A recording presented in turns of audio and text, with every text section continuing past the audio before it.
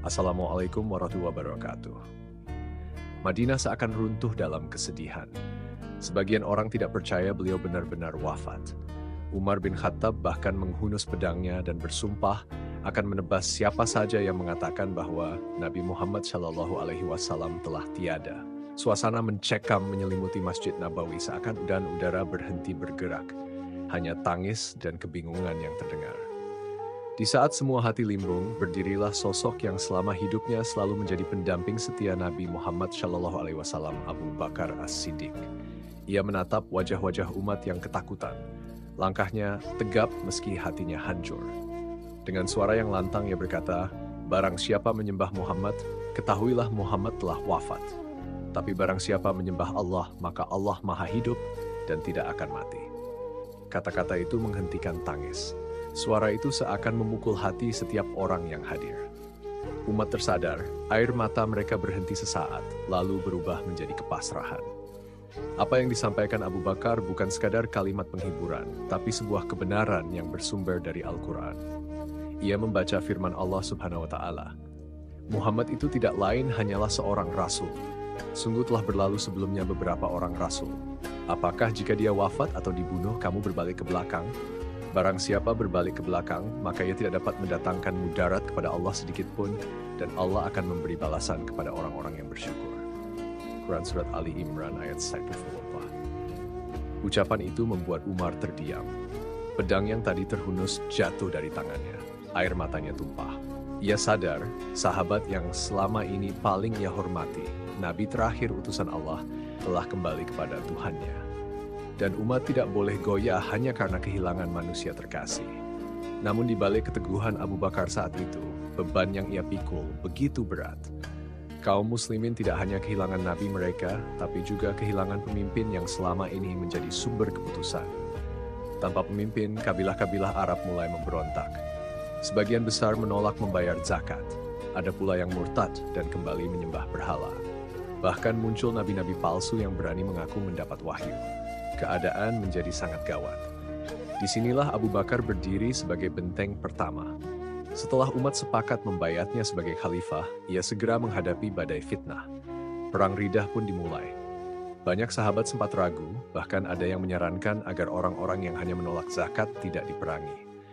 Namun Abu Bakar berkata dengan suara membakar semangat, "Demi Allah, aku akan memerangi siapa saja yang memisahkan antara salat dan zakat. Zakat adalah hak dalam harta. Demi Allah, jika mereka menolak memberikan seekor anak kambing yang dahulu mereka berikan kepada Rasulullah, aku akan memerangi mereka karenanya." Ucapan itu menjadi api yang menyalakan kembali semangat kaum muslimin. Mereka sadar bahwa agama tidak boleh dipisahkan dari kewajiban. Islam bukan hanya salat, tapi juga zakat, jihad, dan kepatuhan pada hukum Allah. Sikap Abu Bakar menunjukkan bahwa kelembutannya tidak berarti lemah. Ia bisa setegas batu karang bila agama dipermainkan. Dengan keyakinan penuh, Abu Bakar mengirim pasukan ke berbagai arah. Ia membentuk 11 brigade perang untuk menumpas kabilah murtad dan nabi palsu. Di antaranya Musailimah Al-Kadzab yang terkenal kejam, Tulaiha Al-Asadi, dan Sajah binti Harits yang menyesatkan banyak orang. Abu Bakar menunjuk Khalid bin Walid sebagai panglima utama. Perang Yamamah menjadi saksi bagaimana ratusan sahabat syahid, namun Islam kembali tegak di atas darah mereka. Di saat yang sama, Abu Bakar tetap memegang teguh perintah terakhir Nabi Muhammad SAW. Beliau pernah menyiapkan pasukan di bawah pimpinan Usamah bin Zaid untuk menuju Syam. Setelah Nabi wafat, banyak sahabat mengusulkan agar pasukan itu dibatalkan karena kondisi Madinah sedang genting. Tetapi Abu Bakar berkata, "Demi Allah, meskipun anjing-anjing menggigit kakiku di jalan Madinah, aku tetap akan mengirim pasukan yang telah diperintahkan Rasulullah." Keputusan itu menggetarkan hati umat. Pasukan Usamah pun berangkat. Dunia luar menyadari bahwa umat Islam tetap kuat meski Nabi telah wafat. Musuh-musuh yang berharap Islam runtuh justru gentar. Hari-hari itu adalah hari-hari penuh darah dan air mata. Namun Abu Bakar tidak pernah gentar. Ia berdiri di garda terdepan, memastikan umat tidak tercerai-berai. Setiap malam ia memikirkan umat.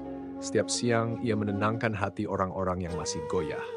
Ia bukan nabi, tapi jiwanya jadi penyemangat kenabian dalam kejujuran dan kesungguhan. Bayangkan, Seorang lelaki tua yang lembut menangis ketika membaca Al-Quran, kini memikul beban dunia Islam yang rapuh. Namun ia tetap kokoh. Ia seperti seorang ayah yang menenangkan anak-anaknya di tengah badai. Di wajahnya ada kesedihan, tapi di hatinya ada cahaya iman yang tidak pernah padam. Satu demi satu, wilayah yang memberontak kembali ke pangkuan Islam. Kabilah-kabilah yang semula menolak zakat kembali membayarnya. Nabi-nabi palsu terbunuh, umat kembali bersatu. Semua itu berawal dari satu kalimat yang diucapkan Abu Bakar di Masjid Nabawi. Barang siapa menyembah Muhammad, ketahuilah Muhammad telah wafat, tapi barang siapa menyembah Allah, maka Allah maha hidup dan tidak akan mati. Kalimat itu tidak hanya menenangkan, tapi juga menyelamatkan. Ia seperti cahaya di tengah kegelapan. Ia meneguhkan hati yang hancur, menguatkan jiwa yang rapuh, dan menjadi penopang awal berdirinya khilafah Islam. Namun di balik keberhasilan itu, ada satu beban batin yang selalu dirasakan Abu Bakar. Ia tahu dirinya hanya manusia biasa. Ia takut tidak mampu memikul amanah besar ini. Ia sering menangis sendirian di malam hari, memohon kepada Allah agar tidak membiarkan umat ini hancur di tangannya. Dalam sebuah doa yang penuh kerendahan hati, ia berkata, "Ya Allah, Engkau tahu bahwa aku bukanlah yang terbaik di antara mereka. Jika aku benar, maka teguhkan aku. Jika aku salah, maka luruskan aku. Jangan biarkan umat Muhammad tersesat karena kelemahanku." Kalimat doa itu menggambarkan betapa beratnya beban seorang khalifah. Di depan umat, Abu Bakar tegar. Tetapi di dalam hatinya, ia selalu merasa kecil di hadapan Allah. Ia sadar tidak ada daya dan upaya kecuali dengan pertolongannya. Dan disitulah letak keagungan Abu Bakar. Ia bukan hanya pemimpin yang berhasil menyelamatkan Islam dari kehancuran, tapi juga hamba Allah yang sangat takut kepadanya. Ia meneguhkan umat dengan keberanian, namun hatinya penuh kerendahan diri. Hari-hari itu terus bergulir. Islam mulai kembali stabil. Namun bayangan badai lain masih menunggu. Abu Bakar tahu ujian umat tidak berhenti. Kekhalifahan baru saja berdiri di atas pondasi yang masih rapuh. Dan ia tahu setiap keputusan yang ia ambil bisa menentukan nasib umat hingga akhir zaman. Madinah mungkin tenang malam itu. Tapi di hati seorang khalifah ada badai yang tidak pernah padam. Abu Bakar menatap langit, mengingat Nabi Muhammad SAW dan berkata dalam hatinya, "Wahai kekasih Allah, aku hanya berusaha menjaga apa yang Engkau tinggalkan. Semoga aku mampu, meski aku hanyalah seorang lelaki tua yang rapuh." Bab ini ditutup dengan keheningan batin yang penuh ketegangan. Cahaya kepemimpinan Abu Bakar memang telah meneguhkan umat, tetapi di balik itu ada rasa gentar yang tidak pernah hilang. Karena ia tahu badai berikutnya bisa datang kapan saja dan ia harus tetap berdiri. Dengan satu kalimat yang tegas, ia meneguhkan hati umat dan mengembalikan arah mereka kepada Allah Subhanahu wa Ta'ala. Namun di balik semua itu, ada beban yang begitu berat menekan dadanya. Malam demi malam, ia lalui dengan doa penuh air mata. Ia sadar bukan kekuatannya yang menyelamatkan umat, melainkan pertolongan Allah semata. Dan kini, setelah badai perang Riddah mulai reda, Abu Bakar menunjukkan wajah kepemimpinannya yang berbeda dari penguasa manapun. Meski kekuasaan berada di tangannya, Abu Bakar tetap hidup layaknya rakyat biasa. Tidak ada istana yang megah, tidak ada harta yang menumpuk, tidak ada pasukan yang menjaga rumahnya dengan senjata terhunus. Ia tinggal di sebuah rumah sederhana, dindingnya tidak lebih kokoh dari rumah sahabat lain, lantainya berdebu, atapnya tidak terlapis emas atau kain indah. Sehari-hari ia berbaur dengan masyarakat tanpa jarak. Sering orang asing yang baru datang ke Madinah tidak mengenali bahwa lelaki tua yang duduk di sudut masjid itu adalah seorang khalifah. Abu Bakar pernah berkata, "Aku telah diangkat menjadi pemimpin atas kalian, padahal aku bukanlah yang terbaik di antara kalian. Jika aku benar, ikutilah. Jika aku salah, luruskanlah aku." Kalimat itu tercatat dalam sejarah pengakuan rendah hati seorang pemimpin yang menganggap dirinya sama sekali tidak lebih mulia dari rakyatnya. Sungguh berbeda dengan raja-raja di Persia dan Romawi yang berkuasa dengan angkuh, menganggap diri mereka seperti dewa, dan menuntut rakyat tunduk tanpa suara. Di masa kekhalifahannya yang singkat, Abu Bakar tetap bekerja untuk menghidupi keluarganya. Pada awalnya, ia berniat tetap berdagang seperti sebelum menjadi khalifah. Namun para sahabat melihat bahwa tanggung jawab kepemimpinan terlalu besar. Mereka pun memberi tunjangan sederhana agar Abu Bakar dapat fokus pada amanah umat. Meski begitu, ia tetap merasa apa yang ia terima terlalu besar. Berkali-kali ia berkata kepada keluarganya, "Kembalikan ini kepada Baitul Mal, aku tidak ingin terbebani di hadapan Allah." Hingga menjelang wafat, ia berpesan kepada Sayyidah Aisyah agar semua harta yang masih tersisa sejak ia menjadi khalifah diserahkan kepada Umar bin Khattab. Kesederhanaan Abu Bakar bukanlah kemiskinan, melainkan pilihan sadar. Ia tahu jabatan khalifah bukan untuk dimuliakan manusia, tapi untuk melayani. Ia menolak segala bentuk kemewahan. Suatu ketika, ia hanya memiliki seekor unta, seorang pelayan Habsyi, dan selembar kain. Itulah seluruh peninggalan kekhalifahannya. Umar menangis ketika melihatnya. Ia berkata, "Semoga Allah merahmati Abu Bakar. Ia telah menyusahkan siapa saja yang datang setelahnya." Umar tahu standar kesederhanaan Abu Bakar begitu tinggi hingga hampir mustahil ditandingi. Namun, jangan kira kesederhanaan itu berarti kelemahan.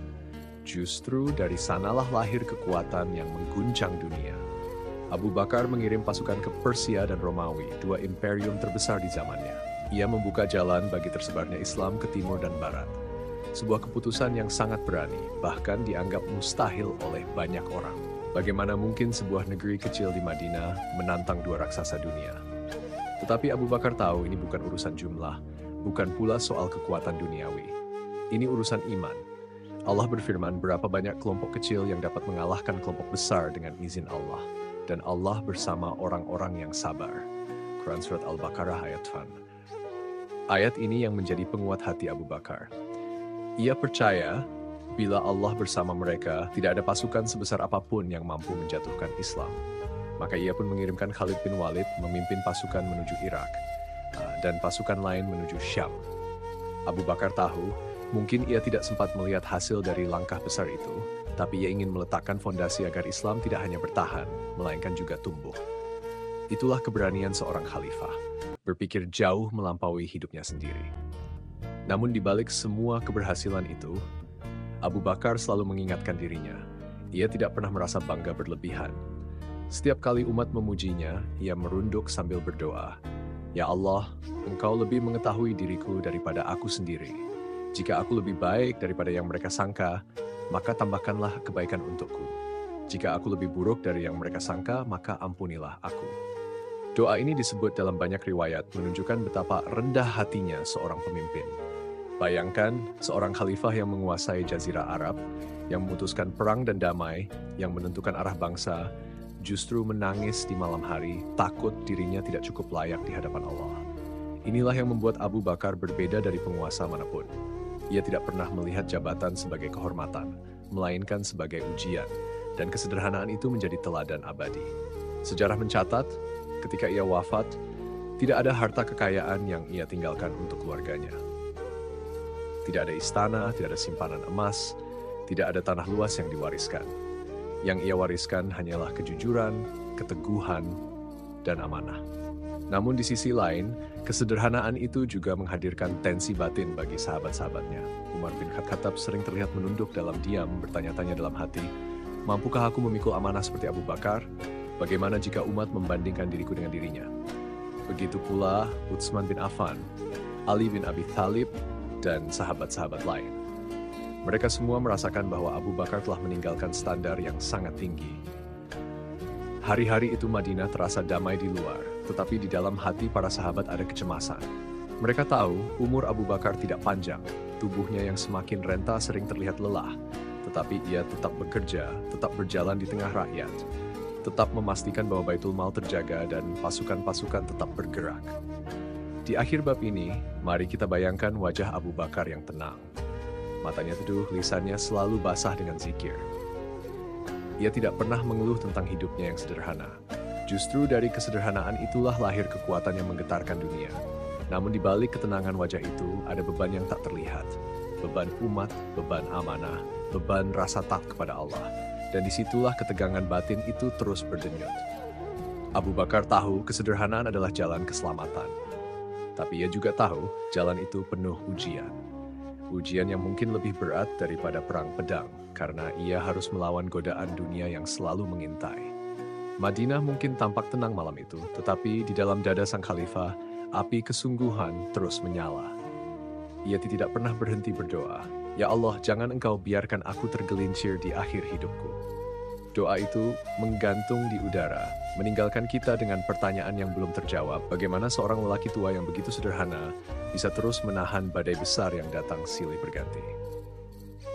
Ia meninggalkan teladan bahwa kepemimpinan bukanlah kehormatan, melainkan amanah yang harus dipikul dengan keikhlasan. Namun waktu tidak pernah berhenti. Tubuh yang renta semakin melemah. Dan pada tahun ke-13 Hijriah, pintu takdir mulai terbuka. Hari itu udara Madinah dingin. Abu Bakar baru saja mandi, berharap tubuhnya segar kembali. Namun angin musim dingin justru menusuk tulangnya. Tidak lama kemudian tubuhnya menggigil, panas menjalar dari kepala hingga kaki.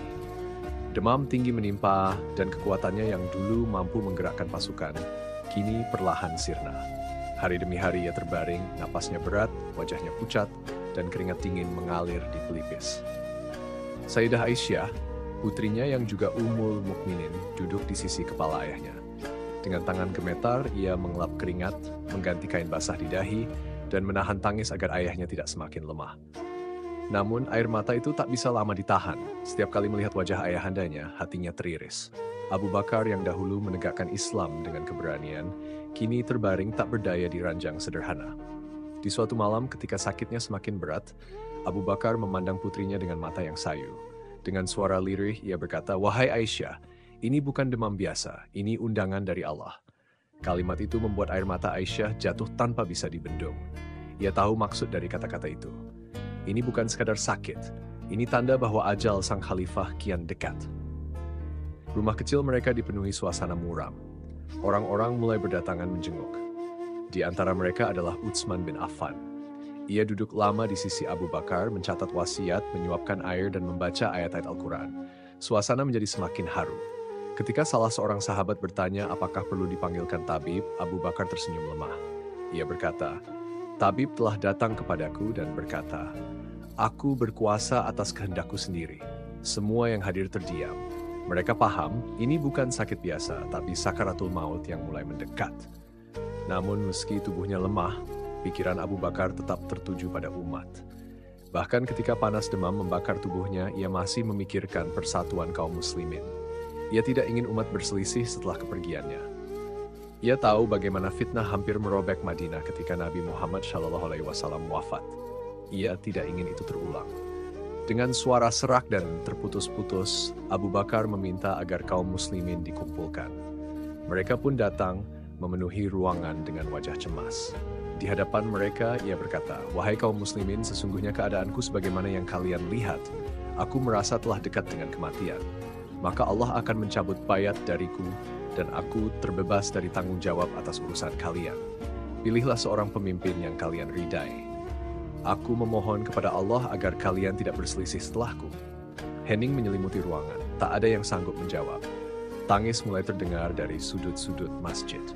Semua orang tahu, inilah perpisahan. Mereka tidak siap kehilangan sahabat yang telah menjadi benteng pertama setelah wafatnya Nabi. Namun Abu Bakar tidak berhenti di situ. Ia menunjuk Umar bin Khattab untuk menggantikan posisinya dalam memimpin salat berjamaah. Isyarat itu jelas, ia ingin Umar menjadi penerusnya. Beberapa sahabat sempat ragu karena sifat Umar yang keras. Tetapi Abu Bakar tahu kerasnya Umar justru diperlukan untuk menghadapi masa yang penuh cobaan. Ia memanggil Abdurrahman bin Auf dan bertanya pendapatnya. Dengan penuh hormat, Abdurrahman menjawab, "Engkau lebih mengetahui dariku, wahai Khalifah Rasulullah. Namun demi Allah, dia adalah orang yang paling pantas menggantikanmu." Abu Bakar pun menulis wasiat dengan tangannya sendiri. Tangan itu gemetar, namun penuh keyakinan. Dalam wasiatnya kepada Umar, ia berkata, "Bertakwalah kepada Allah. Ketahuilah bahwa Allah memiliki hak pada siang yang tidak diterima pada malam, dan hak pada malam yang tidak diterima pada siang. Sesungguhnya Allah tidak menerima amalan sunnah sebelum yang fardu ditunaikan." Kata-kata itu sederhana, namun memahat arah kepemimpinan Islam untuk masa depan. Umar mendengarnya dengan wajah tegas, tetapi matanya berkaca. Air matanya jatuh tanpa suara. Ia tahu ini bukan sekadar pengangkatan, melainkan penyerahan jiwa dan amanah yang amat berat. Semua yang hadir merasakan suasana yang menekan. Tidak ada yang berani banyak bicara. Dalam salah satu momen yang penuh haru, Abu Bakar mengangkat tangannya yang gemetar dan berkata dengan suara nyaris berbisik, "Tidaklah bersamamu sekarang kecuali seorang nabi, seorang as-siddiq, dan 2 orang syahid." Seketika, Sahabat-sahabat teringat sabda Nabi Muhammad SAW di Gunung Uhud. Tenanglah wahai Uhud, tidaklah bersamamu sekarang, kecuali seorang nabi, seorang as-siddiq, dan 2 orang syahid. Mereka semua tersadar, Abu Bakar adalah as-siddiq itu, dan Umar serta Utsman kelak akan menjadi syuhada. Hari-hari berlalu, demam Abu Bakar tidak kunjung reda, tubuhnya semakin lemah, suaranya semakin pelan, namun ia tetap memikirkan amanah terakhir. Ia berkata kepada Aisyah, "Wahai putriku, aku hanya meninggalkan seorang pelayan Habsi, seekor unta, dan selai kain. Jika aku wafat, serahkan semuanya kepada khalifah setelahku." Aisyah menangis sambil mengangguk. Ia tahu ayahnya tengah merampungkan urusan dunianya. Madinah terasa muram, cahaya matahari pun seolah meredup. Kaum muslimin berkumpul dengan hati berat. Mereka tahu, sebentar lagi cahaya yang selama ini meneguhkan umat akan padam. Namun di balik itu, ada tensi batin yang menekan. Abu Bakar sudah siap, tetapi umat belum siap.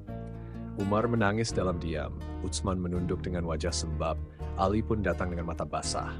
Semua sahabat besar menahan duka. Mereka tahu, jika Abu Bakar pergi, umat harus segera memilih jalan baru. Tapi siapa yang mampu menggantikan kelembutan dan keteguhannya sekaligus?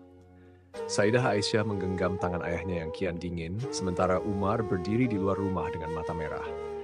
Utsman masih memegang catatan wasiat dan para sahabat besar menundukkan kepala dalam duka. Pertanyaan yang belum terjawab menghantui semua hati. Apakah umat siap ditinggalkan oleh Abu Bakar? Malam itu, meski tubuhnya semakin lemah, Abu Bakar meminta sebuah pena dan kertas. Tangannya gemetar, tapi matanya menatap lurus. Ia tahu waktunya tidak lama lagi. Semua orang yang hadir menahan napas, seakan setiap helaan napas Abu Bakar adalah lembaran terakhir dari hidupnya. Dengan suara serak, ia berkata, "Bawalah kepadaku, aku ingin menulis wasiat." Para sahabat saling pandang, hati mereka bergetar. Tangan yang dulu menandatangani surat-surat penting negara, tangan yang dulu menggandeng Nabi Muhammad SAW, kini bergerak perlahan menorehkan huruf-huruf terakhir. Kertas itu basah oleh air mata yang jatuh, baik dari wajah Abu Bakar maupun dari para sahabat yang menyaksikan.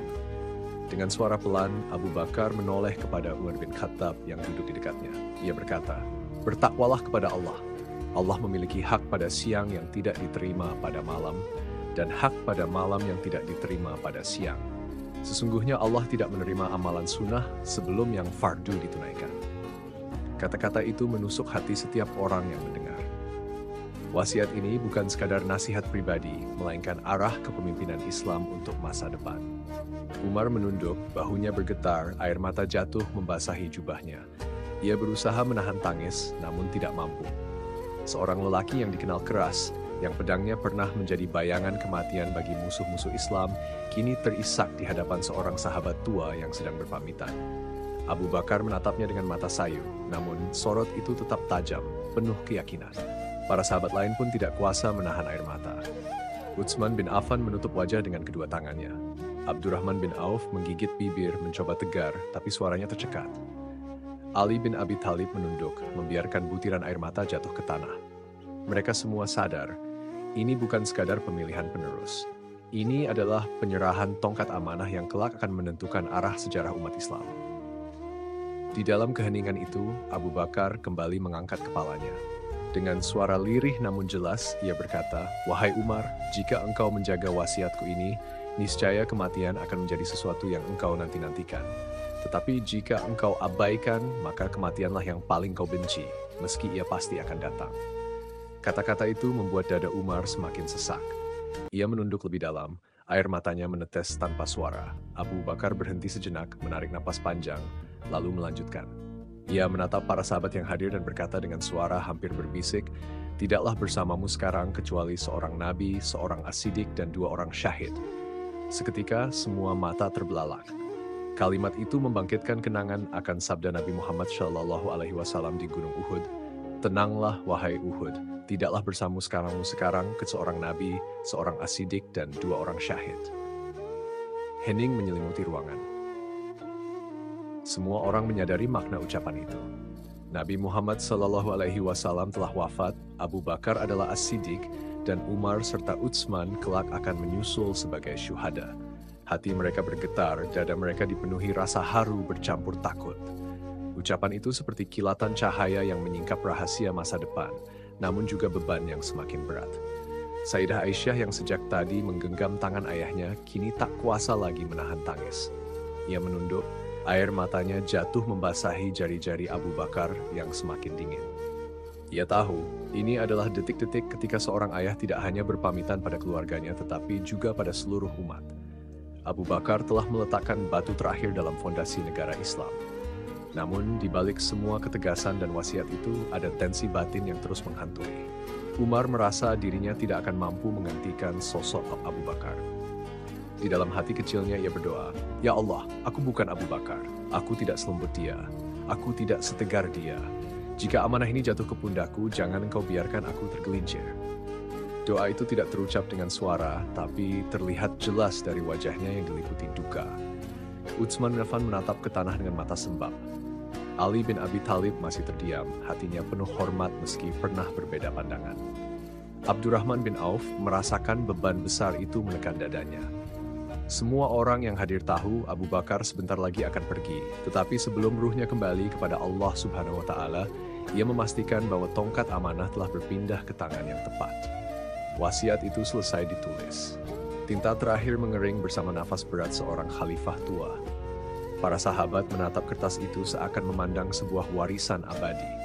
Itu bukan sekadar tulisan, itu adalah arah, itu adalah cahaya, itu adalah peneguhan bahwa Islam akan tetap berdiri meski ditinggalkan oleh sahabat Nabi yang paling mulia setelah Rasul. Malam semakin larut, lampu-lampu minyak bergetar tertiup angin. Di dalam rumah kecil itu, tubuh Abu Bakar semakin lemah, namun wajahnya tetap teduh. Ia sudah menyelesaikan tugas terakhirnya, memastikan umat tidak terpecah. Namun suasana batin tetap menegangkan. Para sahabat masih diliputi kebimbangan. Apakah umat benar-benar siap menghadapi masa depan tanpa Abu Bakar? Apakah Umar siap memikul beban yang sedemikian berat? Bab ini ditutup dengan gambaran wajah Abu Bakar yang letih, namun damai. Matanya perlahan terpejam, tangannya masih menggenggam erat kertas wasiat. Para sahabat menunduk, air mata jatuh satu demi satu. Udara terasa berat, seakan langit Madinah ikut menahan napas. Semua orang tahu saat itu detik-detik perpisahan semakin dekat. Tetapi di hati mereka ada satu rasa yang belum selesai. Duka mendalam bercampur kecemasan akan hari esok. Cliffhanger itu menggantung di udara. Abu Bakar telah menulis wasiat terakhirnya, tetapi ruhnya belum benar-benar pergi. Semua orang menahan harap dan doa, namun mereka tahu waktunya semakin singkat. Tinta wasiatnya masih basah, tangannya masih menggenggam kertas yang akan menentukan masa depan umat. Para sahabat menunduk dalam tangis, udara berat memenuhi rumah kecil itu. Seakan langit Madinah pun ikut menahan napas.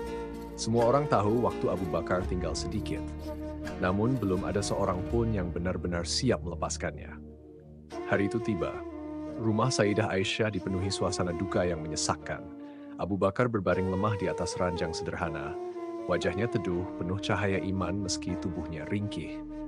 Lisannya tetap basah dengan zikir. Setiap kalimat yang keluar dari bibirnya terlirih seakan menyatu dengan denyut terakhir kehidupannya.